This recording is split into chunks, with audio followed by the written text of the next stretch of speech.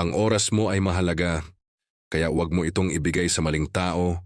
Sa mga taong ang gusto lang ay kunin ang lakas mo, hindi ang pagandahin ang buhay mo. Tandaan mo ang oras ay hindi na ibabalik. Kapag ibinigay mo sa maling tao, sa maling sitwasyon, sa maling relasyon, hindi mo na yun mauulit.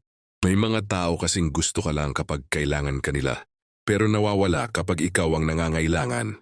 May mga tao na kaya kang pausuhin pero hindi kayang panindigan.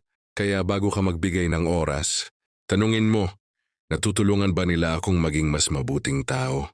Nire-respeto ba nila ang boundaries ko? Nakakagaan ba sila ng loob? Kung hindi, huwag kang matakot umatras.